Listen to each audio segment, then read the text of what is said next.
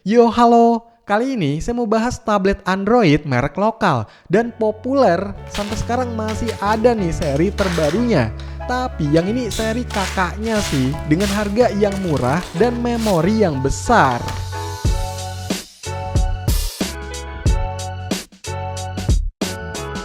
Ya, jadi ini adalah Advance Sketsa 2 yang kebetulan saya dapat murah di Shopping. Harganya itu cuma sekitar 300 ribuan, batangan cuma dapat kabel datanya aja. Untuk kondisinya bekas dan ada minus, yaitu retak sehelai yang katanya sih nggak ngaruh di ujung layar sini.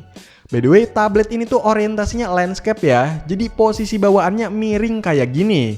Nah, di atas layar 10 inch ini ada kamera 5 megapiksel. Kalau di bagian sisi atasnya ada lubang jack audio, tombol power, pengatur volume, dan lubang buat restart paksa. Di sisi kirinya ada lubang USB-C dan ada penutup untuk slot kartu SIM dan micro SD-nya. Di sisi bawah ada dua lubang speaker dan ada konektor, kalau nggak salah buat keyboard ya. Dan di sisi kanannya kosong. Untuk bagian belakangnya ada kamera 8 megapiksel dan lampu flashnya. Terus ada tulisan Advan dan serial number bla bla bla. Tablet ini tuh cukup bongsor dan berat ya. Modelnya masih kayak tablet-tablet lama. Karena emang Advance Sketsa 2 ini dirilis sekitar tahun 2022. Yang mana waktu itu harganya sekitar 2,5 jutaan rupiah. Dengan spek dan fitur yang masih lumayan lah. Oke, coba dinyalain, semoga bisa nyala. Yes, nyala.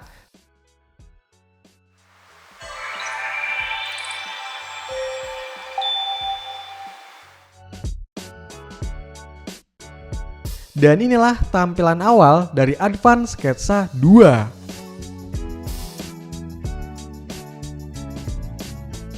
Tablet ini pakai OS Android versi 11 dengan patch keamanan di 5 November 2021. RAM-nya 4 GB yang bebasnya 2,2 GB pas masih fresh ya. Dan storage-nya 64 GB dengan sisa sekitar 54 GB.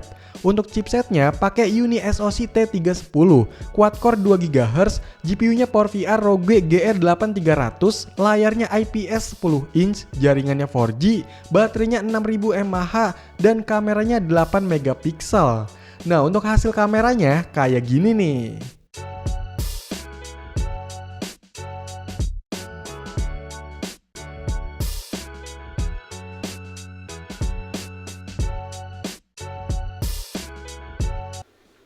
Jadi ini adalah hasil rekaman video dari tablet Advance Sketsa 2. Ini pakai settingan di resolusi Full HD ya, 1080. Tapi kayaknya nggak ada stabilisasinya gitu, dan kayaknya mentok di 30 fps.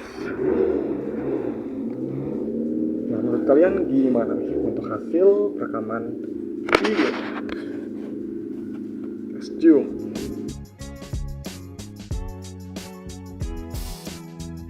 Di harga 300 ribuan, menurut saya masih untung lah ya dapet spek kayak gitu.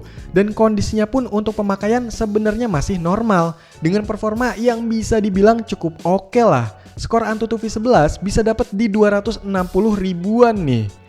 Untuk UI di tablet ini memang lumayan responsif karena sangat-sangat apa adanya ya. Pakai stok Android yang fiturnya pun saya rasa cukup terbatas, minim banget, khususnya fitur buat tablet gitu. Tapi kalau pas dulu dalam paket penjualannya, nih tablet udah dapet keyboard case dan stylus. Jadi udah bisa langsung dipakai buat ketik-ketik dokumen macam di laptop atau buat coret-coret ngegambar gitu udah bisa.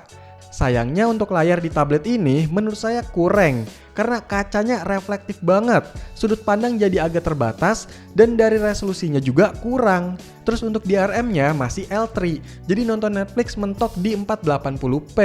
Dan untuk urusan sensor-sensornya juga sepi ya di tablet ini. Tapi untuk multitouch-nya di tablet ini bisa sampai 10 sentuhan sekaligus dan brightness-nya juga masih lumayan terang nih. Terus di tablet ini udah ada getar-getarnya. Jadi untuk notifikasi atau main game masih bisa ngerasain getaran kayak di handphone. Cuma untuk keluaran suara speakernya ini menurut saya kayak biasa banget sih, walaupun bisa nyaring suaranya.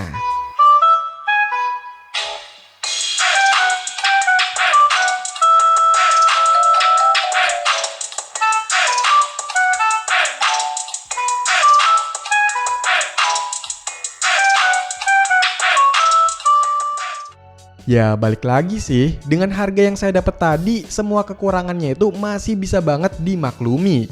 Karena dari beberapa tablet 300 ribuan yang pernah saya coba, secara spek dan kualitasnya masih di bawah ini. Tapi ya karena ini barang bekas juga sih ya, setidaknya bisa dipakai buat kebutuhan multimedia, kayak streaming di YouTube atau Netflix, scroll di aplikasi sosmed tipis-tipis, kalau mau dijadiin semacam head unit di mobil gitu juga bisa. Manfaatin fitur multimedia atau Maps-nya, karena tablet ini ada GPS dan bisa pakai kartu 4G juga buat internetnya. Kalau mau dijadiin monitor juga bisa sih, tapi pakai aplikasi macam Space Desk.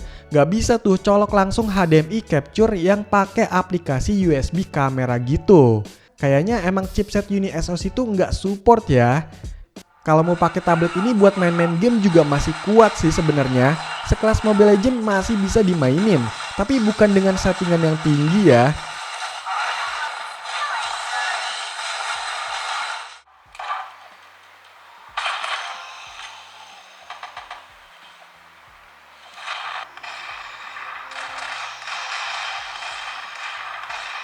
Terus untuk game-game emulator masih bisa nih sampai PSP, tapi milih-milih gamenya. Kalau untuk PS2 jangan berharap lancar ya.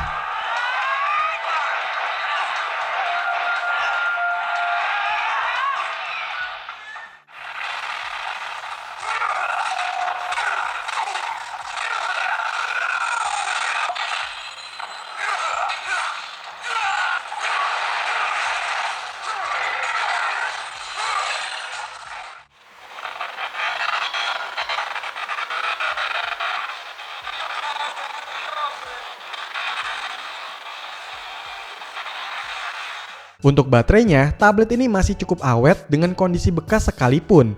Bisalah dapat screen on time di 7 jam. Tapi ngecasnya emang lama, dari 20% sampai full itu sekitar 3 jam. Cuma balik lagi, tablet ini kondisinya bekas ya. Jadi untuk performa baterainya mungkin udah menurun. Oh iya, kalau saya ubek-ubek di Google, grup Facebook, dan Telegram, saya nggak nemu tentang oprekan dari tablet ini. Mungkin emang sepi ya, apalagi chipset yang dipakai juga UniSoC Tiger yang tergolong agak ribet menurut saya dibanding MediaTek. Tapi saya masih dapat bahan untuk flashing tablet ini. Ya setidaknya walaupun cuma dapat itu, jadi aman lah kalau kenapa-kenapa ke depannya. Itu pun kalau bisa kepake lama nih tabletnya.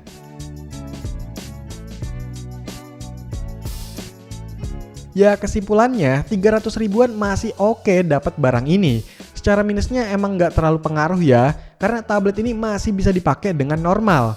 Cuma secara sistem memang terbatas dan ribet di oprek-opreknya. By the way, kalau stok tablet di toko yang saya beli udah habis, kalian bisa beli bekasan saya ini ya. Linknya ada di deskripsi.